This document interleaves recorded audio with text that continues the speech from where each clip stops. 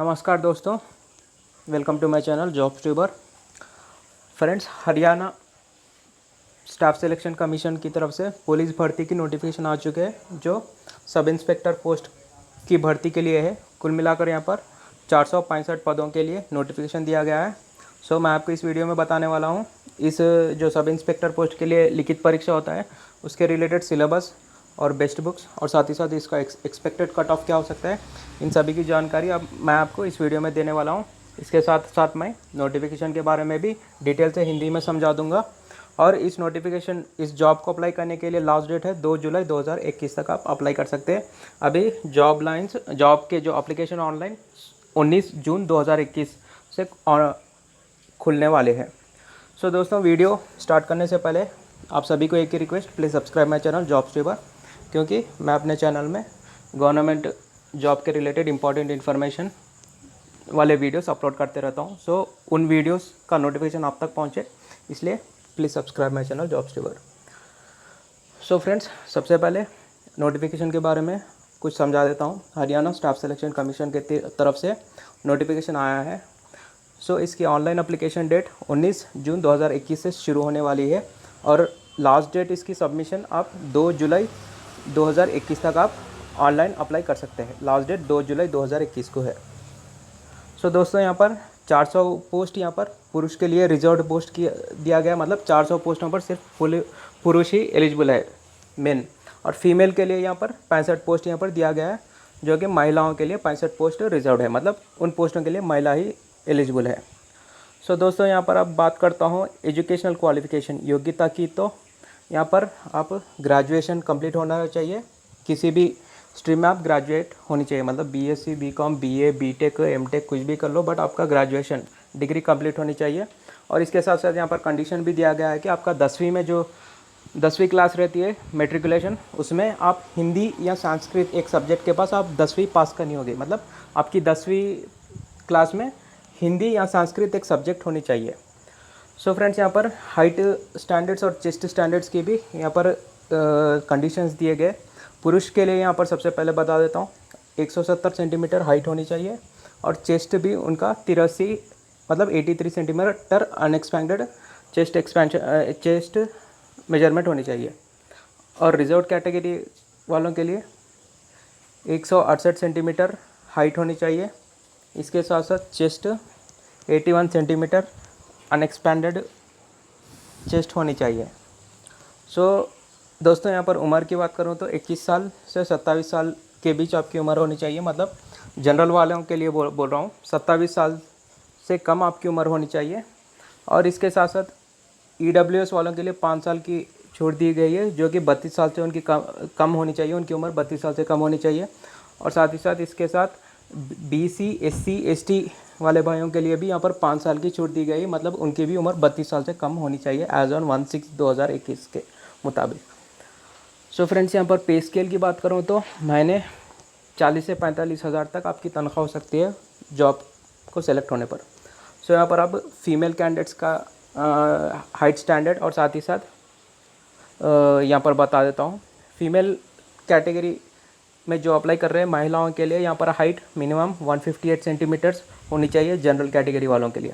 और वही EWS, BC, SC, ST वालों के लिए 156 सेंटीमीटर्स मिनिमम होनी चाहिए, मतलब 156 सेंटीमीटर से ज़्यादा होनी चाहिए आपकी हाइट। जनरल कैटेगरी वालों के लिए हाइट 158 सेंटीमीटर से ज़्यादा होनी चाहिए हाइट फीमेल कैटेगरी में, मतलब महिलाओं के कैटेगरी में। उनके लिए भी एज क्राइटेरिया यही है, 21 से 27 साल के बीच आपकी उम्र होनी चाहिए, मतलब 27 साल से कम होनी चाहिए आपकी उम्र, 21 साल से ज़्यादा होनी चाहिए जनरल कैटेगरी वालों के लिए। और साथ ही साथ EWS, BC, SC, ST category वालों की उम्र 32 साल से कम होनी चाहिए, मतलब उनकी मैक्सिमम एज में 5 साल की छूट दी गई है। और फ्रेंड्स, यहाँ पर फ़ी डिटेल्स बता देता हूँ। जनरल पुरुष कैटेगरी में जो अप्लाई कर रहे हैं पुरुष, उनकी फ़ी 150 रुपये और महिलाओं के लिए 75 रुपये है। और वही रिजर्व कैंडिडेट्स की बात करूँ, SC, BC, EWS, महिलाओं के लिए 18 रुपये है। जो SC, BC, EWS कैटेगरी में जो महिला अप्लाई कर रहे हैं उनकी फ़ी 18 रुपये और पुरुष की फ़ी 35 रुपये है। और एक सर्विसमैन की कोई फ़ी नहीं है। फ्रेंड्स, अब सिलेक्शन प्रोसेस की बात करता हूँ।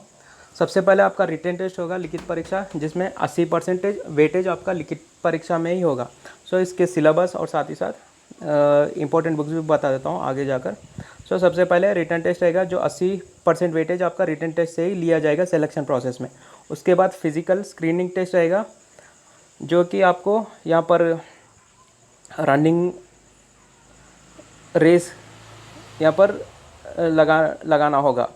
2.5 किलोमीटर 12 मिनट में आपको कंप्लीट करना होगा रेस में, पुरुष के लिए। महिला के लिए 1 किलोमीटर 6 मिनट में कंप्लीट करना होगा, और साथ ही साथ एक सर्विसमैन को भी 1 किलोमीटर 5 मिनट में कंप्लीट करना होगा।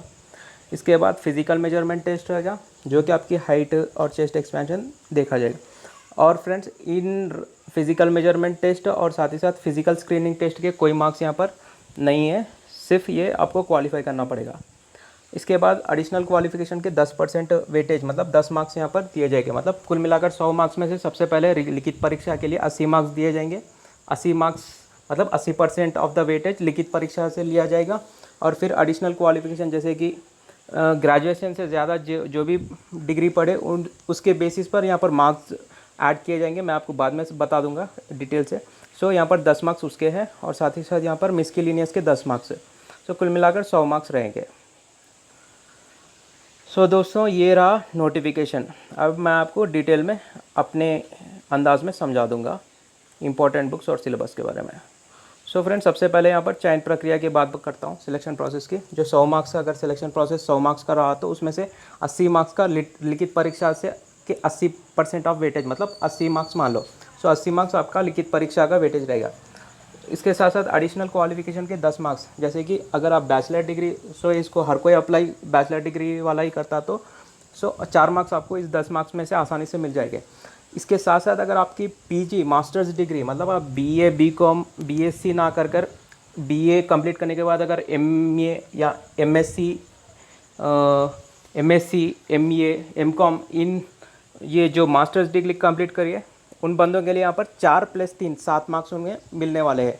10 मार्क्स में से बैचलर मतलब बीए, बीकॉम, बीएससी वालों के लिए सिर्फ 4 मार्क्स दिए जाएंगे।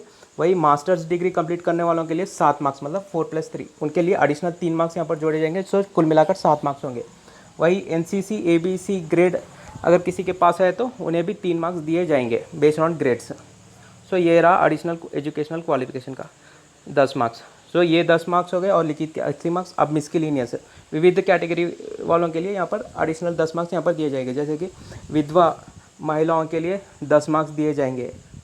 और साथ ही साथ जो किसी परिवार में गवर्नमेंट एम्प्लॉय नहीं है और वो बंदा अप्लाई करता है और उसके परिवार में कोई भी गवर्नमेंट एम्प्लॉय नहीं है, उसे भी 10 मार्क्स यहाँ पर दिए जाएंगे। और साथ ही साथ ट्राइब्स, हरियाणा के नोमैडिक ट्राइब्स वालों के लिए भी, विमुक्त तपरिवास जाति वालों के लिए 10 मार्क्स यहाँ पर दिए जाएंगे। सो ये रहा मिसकेलिनियस। सो ये कुल मिलाकर 100 मार्क्स। अब मैं लिखित परीक्षा की बात करता हूँ। 80 मार्क्स में से 100 क्वेश्चंस पूछे जाएंगे। 0.8 आंसर करेक्ट होने पर 0.8 मार्क्स आपको मिलेगा, और रॉन्ग होने पर कोई नेगेटिव मार्किंग नहीं है। सो इसमें सिलेबस बता देता हूँ। जनरल स्टडीज़, सामान्य ज्ञान, जनरल साइंस, सामान्य विज्ञान, current affairs, general reasoning and mental ability, numerical ability, agriculture, खेती एंड कृषि कर्म, कंप्यूटर नॉलेज, और साथ ही साथ एनिमल हस्बेंडरी, पशुपालन। सो इसके रिलेटेड अब बताता हूँ इंपॉर्टेंट मार्क्स बुक्स।